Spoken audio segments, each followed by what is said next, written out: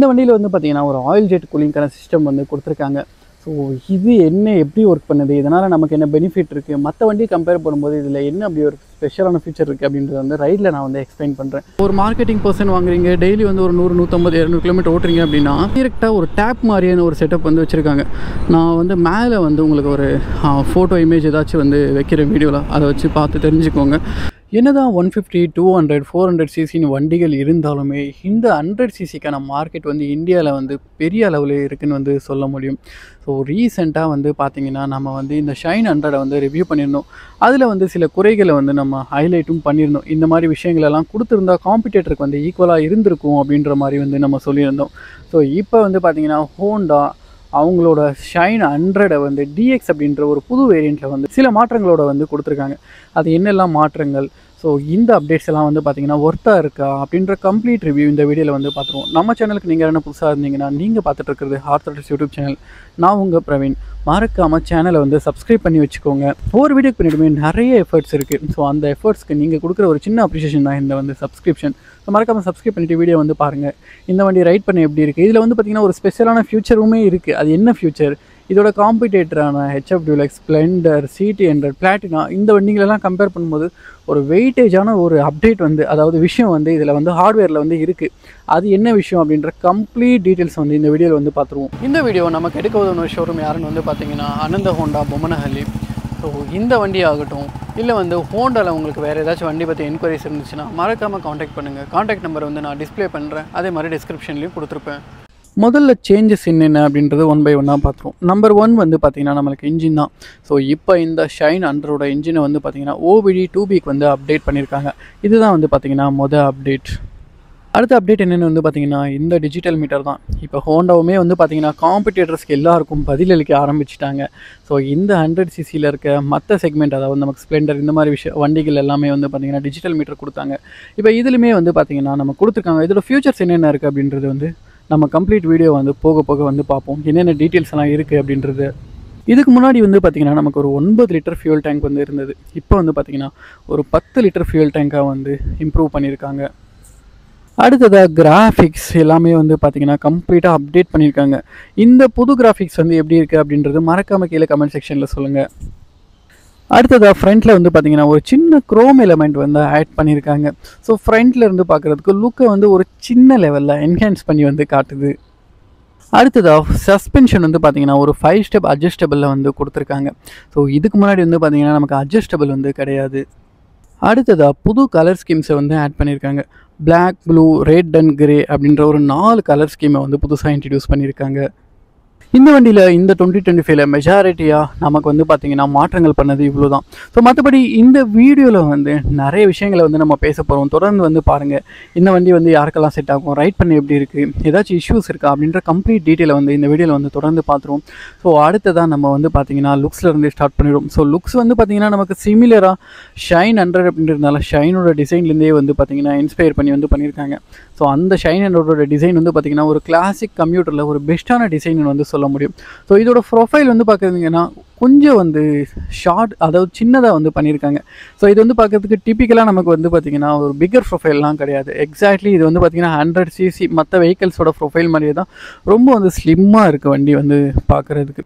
நான் ஆல்ரெடி சொன்ன மாதிரி இந்த ஃப்ரண்ட்டில் வந்து பார்த்திங்கன்னா இந்த குரோம் ப்ரொஃபைல் ஆட் பண்ணியிருக்கிறதுனால கொஞ்சம் லுக்கை வந்து என்ஹான்ஸ் பண்ணி வந்து காட்டுது. ஸோ மற்றபடி லைட்டிங்ஸ் எல்லாம் வந்து பார்த்திங்கன்னா நமக்கு ஹாலஜன் தான் ஸ்டில் வந்து வந்துட்டுருக்கு. இதெல்லாம் எந்த மாற்றங்களும் கிடையாது. இண்டிகேட்டர் வந்து பார்த்திங்கன்னா ஆஸ் யூஷுவல் நமக்கு வந்து ஹாலஜனில் தான் வந்து கொடுத்துருக்காங்க. இதுதான் வந்து பார்த்திங்கன்னா ரியர் ப்ரொஃபைலுமே வந்து பார்த்திங்கன்னா நமக்கு பிரேக் லைட் ஆகட்டும் அதே மாதிரி இண்டிகேட்டர்ஸ் ஆகட்டும் இது ரெண்டுமே வந்து பார்த்திங்கன்னா ஹாலஜன்ஸில் தான் இருக்குது. அடுத்ததாக பட்டன்ஸ் அண்ட் மீட்டர் விஷயங்களுக்கு வந்து வருவோம். ஸ்டார்டிங்கில் சொல்லி இந்த மீட்டரில் என்னென்னலாம் டீட்டெயில்ஸ் இருக்குது அப்படின்றத எக்ஸ்பிளைன் பண்ணுறேன் அப்படின்றது. ஸோ முதல்ல பட்டன்ஸ் வந்து பார்த்துருவோம். நமக்கு as usual horn, indicator, high beam, low beam. அப்புறம் வந்து பார்த்திங்கன்னா நமக்கு பாஸ் சுவிட்ச் வந்து இந்த வண்டியில் வந்து மிஸ் ஆகுது. பாஸ் சுவிட்ச் வந்து கிடையாது. ஸோ அடுத்ததாக ரைட் சைடில் வந்து பார்த்திங்கன்னா நமக்கு ஒரு ஸ்டார்டருக்கான சுவிட்ச் வந்து இருக்குது.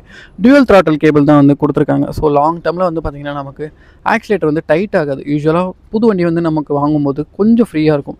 இதுவே லாங் டேர்மில் போகும்போது வந்து பார்த்திங்கன்னா ஆக்சிலேட்டர் வந்து கொஞ்சம் டைட்டாக ஆரம்பிக்கும். பட் இந்த வண்டியில் வந்து பார்த்திங்கன்னா லாங் டேர்ம்லுமே நமக்கு வந்து ஆக்சிலேட்டர் வந்து கொஞ்சம் ஃப்ரீயாக வந்து இருக்கும். த்ராட்லர்ஸ் இதுக்கு முன்னாடி நான் ரிவ்யூ பண்ணும்போது இந்த ஒரு விஷயத்தை தான் நான் பெருசாக வந்து ஹைலைட் பண்ணியிருந்தேன். 100 சிசி வண்டி அப்படின்றதுனால ட்ரிப் மீட்டர் கூட கொடுக்காமல் இருக்காங்க. மேபி இதை கொடுத்துருந்தா ரொம்ப நல்லா இருந்திருக்கும் அப்படின்றது வந்து நான் சொல்லியிருந்தேன். இப்போ வந்து இந்த புது மீட்டரை வந்து அப்டேட் பண்ணியிருக்காங்க.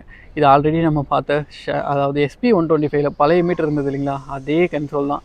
ஸோ என்னென்ன டீட்டெயில்ஸ் இருக்குது அப்படின்றத வந்து பார்த்துருவோம். ஸோ முதல்ல வந்து பார்த்திங்கன்னா நமக்கு ஃபியூவல், ஸ்பீடோமீட்டர் இருக்குது, டைம் இருக்குது, ஓடோமீட்டர் வந்து இருக்குது. ஸோ டாகிள் பண்ணி பார்ப்போம். ட்ரிப் ஏ கொடுத்துருக்காங்க, ட்ரிப்பு பி வந்து இருக்கிறத பார்க்க முடியுது. நெக்ஸ்ட் வந்து பார்த்திங்கன்னா ரியல் டைம் மைலேஜ் வந்து நம்மளால் இங்கே பார்த்துக்க முடியும். ஆவரேஜ் எஃபிஷியன்சி, அதாவது ட்ரிப் ஏக்கான ஆவரேஜ் வந்து என்ன கொடுத்துருக்காங்க அப்படின்றது வந்து காட்டுது. நமக்கு வந்து ரேஞ்ச் வந்து கொடுத்துருக்காங்க, எத்தனை கிலோமீட்டர் வண்டி வந்து போகும், ஃபியூல் டேங்க் இருக்கிற ஃபியூலை வச்சு எவ்வளோ கிலோமீட்டர்ஸ் ரேஞ்ச் வந்து போகும்னு சொல்லுது. ஆல்மோஸ்ட் இந்த டீட்டெயில்ஸ் வந்து கொடுத்துருக்காங்க. நெக்ஸ்ட் வந்து பார்த்திங்கன்னா நமக்கு எக்கோ இண்டிகேட்டர் வந்து வரும். அதாவது நீங்கள் ரைட் பண்ணும்போது நல்லா சாஃப்ட்வேர் ரைட் பண்ணிங்கன்னா உங்களுக்கு வந்து இந்த எக்கோ இண்டிகேட்டர் வந்து பிளிங்க் ஆகும். ஸோ நெக்ஸ்ட் வந்து பார்த்திங்கன்னா நமக்கு 2 பட்டன்ஸ் வந்து கொடுத்துருக்காங்க. பட்டனோட டச் அண்ட் ஃபீல் அண்ட் ஃபீட்பேக்குமே வந்து பார்த்திங்கன்னா ரொம்பவே நல்லா இருக்குங்க. ஸோ இந்த விஷயத்தை அப்கிரேட் பண்ணது ஹோண்டாக்கு வந்து மிகப்பெரிய நன்றிகள். ஏன்னா 100cc வண்டியில் வந்து இது ஒரு லாஸ்ட் டைம் நான் ரிவ்யூ பண்ணும்போது ஷைன் 100 வந்து இது மிகப்பெரிய ஒரு குறையாக வந்து நான் சொன்னேன். இப்போ வந்து இதை வந்து பார்த்திங்கன்னா ரெக்டிஃபை பண்ணியிருக்காங்க. ஸோ யூசர்ஸ் வந்து வாங்குறதுக்கு இந்த அப்டேட்ஸ் எல்லாமே வந்து பார்த்திங்கன்னா ஒரு பையிங் ரீசனாக வந்து இருக்கும். அடுத்ததாக seat height, weight and ground clearance இந்த விஷயத்துக்கு வந்து வந்துடும். சீட் ஹைட்டை பொறுத்து நமக்கு வந்து பார்த்திங்கன்னா ஒரு 786 mm வந்து இருக்குது. சீட்டோட கொஷனிங் எப்படி இருக்குது அப்படின்றது வந்து நான் ஜஸ்ட் இப்போ காட்டிடுறேன். ஸோ நெக்ஸ்ட் வந்து பார்த்திங்கன்னா கிரவுண்ட் கிளியரன்ஸ் ஒரு 168 mm வந்து இருக்குது. இது வந்து சஃபிஷியன்ட் தான். ஸோ வெயிட் வந்து பார்த்திங்கன்னா ஒரு 99லேருந்து 103 கிலோ வந்து பேஸ்ட் ஆன் த வேரியண்ட் வந்து சேஞ்ச் ஆகும். இப்போ சீட்டோட கொஷனிங் எப்படி இருக்குது அப்படின்றத வந்து பார்த்துருவோம். ஸோ சீட்டோட கொஷனிங் வந்து பார்த்திங்கன்னா ரொம்பவே நல்லா இருக்குங்க. நீங்கள் ஒரு ஃபுல் டே ஓட்டினாலுமே இந்த சீட் வந்து உங்களுக்கு பெருசாக ஆஃப்டர் மார்க்கெட் வந்து மாடிஃபை பண்ண தேவையில்லை. ஸ்டாக்கில் இருக்க சீட்டே வச்சு வந்து பார்த்திங்கன்னா நீங்கள் ஓட்டிக்க முடியும். ஸோ சீட்டோட லென்த்துமே வந்து பார்த்திங்கன்னா நல்லாவே இருக்குது. ஒரு ஃபேமிலி பர்பஸ்க்காக வாங்குறீங்க அப்படிங்கன்னா ஒரு கிட், ஒரு ஹஸ்பண்ட் அண்ட் ஒய்ஃப் வந்து தாராளமாக இதில் வந்து ட்ராவல் பண்ணிக்க முடியும். அடுத்ததாக டயர்ஸ்லலாம் வந்து பார்த்திங்கன்னா எந்த ஒரு பெரிய மாற்றமே இல்லை. இதுக்கு முன்னாடி கொடுத்துட்டு இருந்த அந்த 2.75 profile 17 inches 130 mm drum break தான் வந்து கொடுத்துட்ருக்காங்க. ஸோ இதுவே ரியரில் வந்து பார்த்திங்கன்னா நமக்கு 3 profile 17 inches 110 mm drum break தான் வந்து கொடுத்துட்ருக்காங்க. ஸோ பிரேக்கிங்ஸ் வந்து இதில் பெருசாக எக்ஸ்பெக்ட் பண்ண வேண்டாம். இதில் வந்து ஆஸ் யூஷுவல் நமக்கு வந்து பார்த்திங்கன்னா ட்ரம் பிரேக்கில் எந்தளவுக்கு ரெஸ்பான்ஸ் இருக்கும்னு உங்களுக்கு தெரியும். ஸோ அதனால் பிரேக்கிங் வந்து பெருசாக இதில் வந்து இருக்காது. அடுத்ததாக ரொம்ப முக்கியமான அப்டேட் எதுன்னு வந்து கேட்டிங்கன்னா இதை தான் நான் வந்து சொல்லுவேன்.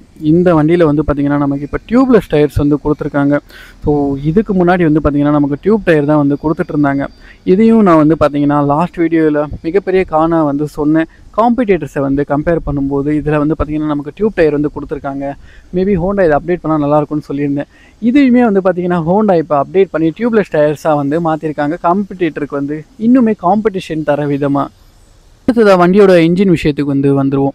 ஸோ நமக்கு இன்ஜின் வந்து பார்த்தீங்கன்னா 98.98 cc, பவர் வந்து பார்த்தீங்கன்னா 7.28 PS 7500 RPM ப்ரொடியூஸ் பண்ணும். நமக்கு டார்க் வந்து பார்த்தீங்கன்னா 8.05 Nm 5000 RPM வந்து ப்ரொடியூஸ் பண்ணும். போர் வந்து பார்த்தீங்கன்னா 47x57, ஓரளவுக்கு லாங் ஸ்ட்ரோக் தான். ஈவன் இப்போ ஹோண்டாவில் வர எல்லா வண்டியுமே வந்து பார்த்தீங்கன்னா ஓரளவுக்கு லாங் ஸ்ட்ரோக் இன்ஜினாக மாற்றிட்டாங்க. இதுக்கு முன்னாடி வந்து பார்த்தீங்கன்னா அவங்க ஸ்கொயர் இன்ஜின்ஸ் வந்து கொடுத்துட்டு இருந்தாங்க. அதுக்கப்புறம் வந்து பார்த்தீங்கன்னா 4 ஸ்பீட் கியர் பாக்ஸ் வந்து கொடுத்துருக்காங்க. இந்த வண்டியில் வந்து பார்த்திங்கன்னா ஒரு ஆயில் ஜெட் கூலிங்கான சிஸ்டம் வந்து கொடுத்துருக்காங்க.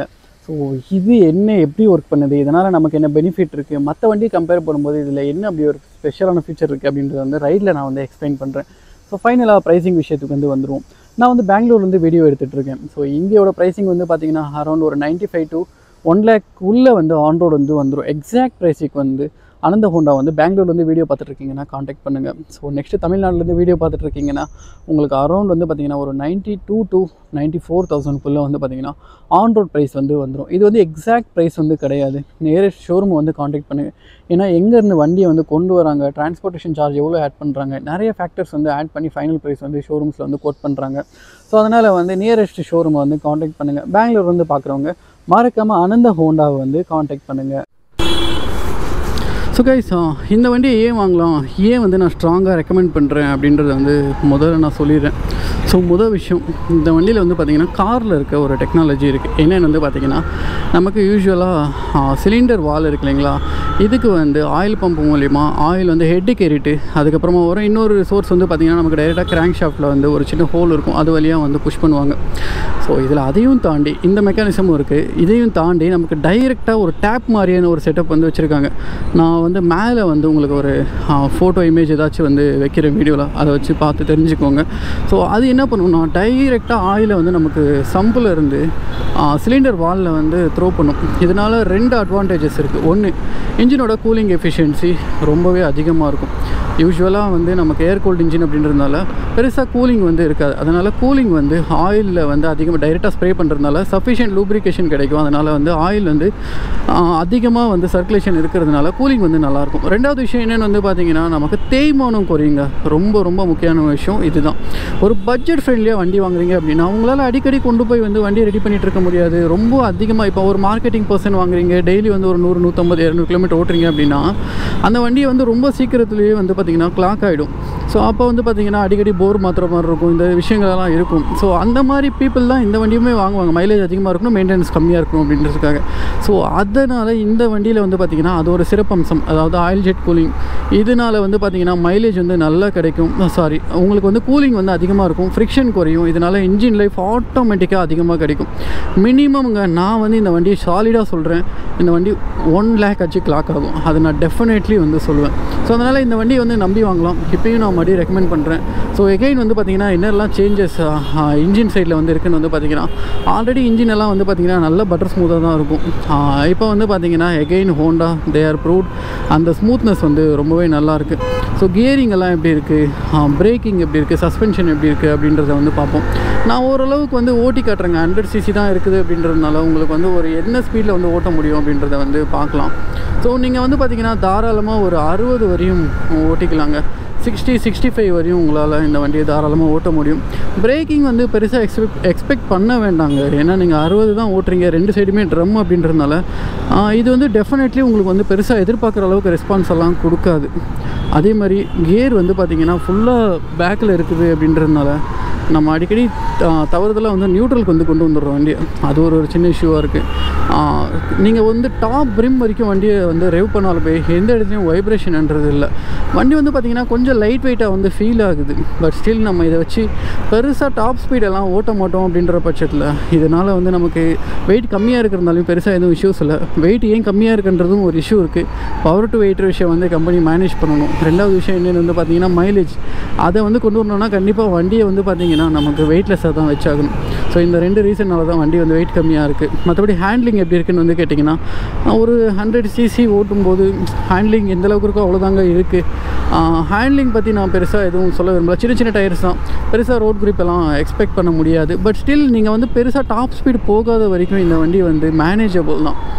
அதை வந்து நான் கிளியராக சொல்லிடுறேன். ஸோ நெக்ஸ்ட் நமக்கு இந்த டிஜிட்டல் மீட்டர்லாம் பார்க்குறதுக்கு ஒரு 100cc ரொம்பவே நல்லா இருக்குது. ஸோ நெக்ஸ்ட் வந்து பார்த்திங்கன்னா இந்த வண்டியோட மைலேஜ் பற்றி வந்து பேசுவாங்க. இந்த வண்டி டெஃபினெட்லி ஒரு 70 to 80 இந்த இன்பிட்வீனில் தர்றதுக்கான வாய்ப்புகள் வந்து ரொம்பவே அதிகமாக இருக்குது. ஏன்னா 100cc வெயிட்டும் வந்து கம்மி. ஸோ அதனால் வந்து பார்த்திங்கன்னா கண்டிப்பாக டெஃபினெட்லி மைலேஜ் வந்து தரும். யாரெல்லாம் வாங்கலான்னு வந்து கேட்டிங்கன்னா ரொம்ப பட்ஜெட் ஃப்ரெண்ட்லியாக ஒரு வண்டி வேணும், நல்ல ஒரு பிராண்ட்லேருந்து வண்டி வேணும், ப்ளஸ் வந்து பார்த்திங்கன்னா நமக்கு நல்ல இன்ஜின் லைஃப் வந்து வரணும், நல்ல வண்டி வந்து உழைக்கணும். ஸோ இந்த மாதிரி வந்து சர்வீஸ் காஸ்ட் வந்து கம்மியாக இருக்கணும். மைலேஜ், குறிப்பாக மைலேஜ் எதிர்பார்க்குறவங்க டெஃபினெட்லி இந்த CT100, பிளாட்டினா, அப்புறம் ஸ்ப்ளெண்டர் இந்த வண்டிகளை எல்லாத்தையும் கம்பேர் பண்ணும்போது இது வந்து ஒரு பெஸ்ட்டான சாய்ஸாக வந்து இருக்கும். ஸ்டில் நான் அந்த வண்டிகளையும் வந்து குறை சொல்லலை. எல்லா வண்டியும் வந்து பார்த்திங்கன்னா ஒரு பாயிண்டில் வந்து ஸ்டாண்ட் அவுட் ஆகுது. இந்த வண்டி எந்த பாயிண்டில் வந்து ஸ்டாண்ட் அவுட் ஆகுதுன்னு வந்து பார்த்திங்கன்னா இன்ஜினோட ரிலையபிலிட்டி அந்த விஷயத்தில் வந்து ஸ்டாண்ட் அவுட் ஆகுது. ஸோ அதனால தான் இந்த வண்டியை வந்து நான் ஸ்ட்ராங்காக ரெக்கமெண்ட் பண்ணுறேன். கியரிங்கில் ஏதாச்சும் இஷ்யூஸ் இருக்கான்னு வந்து கேட்டிங்கன்னா கண்டிப்பாக எந்த இஷ்யூஸும் இல்லை. கிளச்சுமே வந்து பார்த்திங்கன்னா ரொம்பவே சாஃப்டாக இருக்குது. ஸோ சிட்டியில் மெனூவர் பண்ணுறதுக்கு ஒரு பெஸ்ட்டான கம்யூட்டிங் வண்டின்னு வந்து இதை சொல்ல முடியும். லாங் கொண்டு போகலாமான்னு கேட்டிங்கன்னா கொண்டு போகலாங்க, அதெல்லாம் எந்த பிரச்சனையும் இல்லை. பட் நீங்கள் 60லேயே ஓட்டுற அளவுக்கு பொறுமைசாலியாக இருக்கணும். மற்றபடி வந்து நீங்கள் லாங்கெல்லாம் தாராளமாக கொண்டு போகலாம். ஏர் கூல்டு இன்ஜின் அப்படின்றதுனால கண்டிப்பாக ஒரு ஃப்ரீக்வெண்ட்டாக ஒரு 35-40 கிலோமீட்டர்ஸ் கொஞ்சம் வந்து வண்டிக்கு ரெஸ்ட் கொடுக்கணும். அதை வந்து பார்த்துக்கோங்க. மற்றபடி எந்த இஷ்யூஸும் இருக்காது. நெக்ஸ்ட்டு சஸ்பென்ஷன் விஷயத்துக்கு வருவோம்.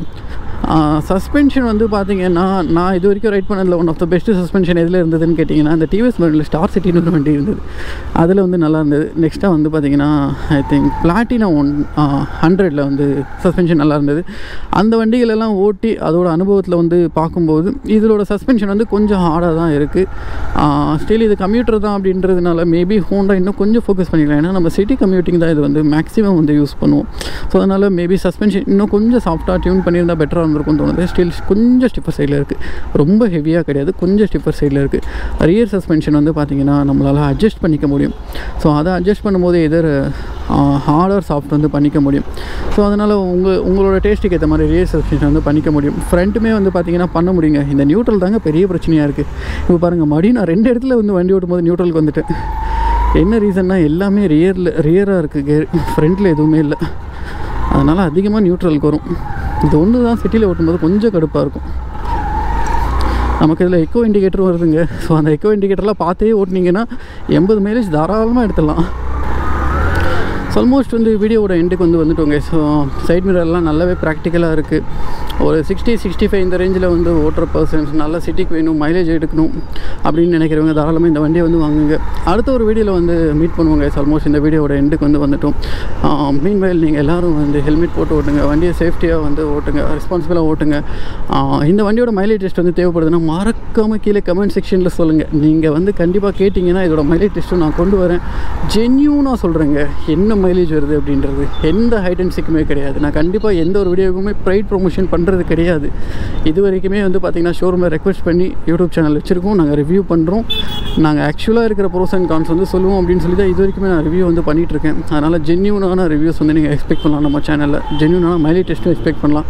அதனால் தேவைப்படுதுன்னா மறக்காமல் கீழே கமெண்ட் செக்ஷனில் சொல்லுங்கள், அதை வந்து நான் உங்களுக்காக கொண்டு வரேன். ஸோ வீடியோ வந்து முடிச்சுக்கலாம் கைஸ். பாய். எல்லோரும் சேஃபாக இருங்க, சேஃபாக ரைட் பண்ணுங்கள். பாய் கைஸ், அடுத்த வீடியோவில் மீட் பண்ணுவோம்.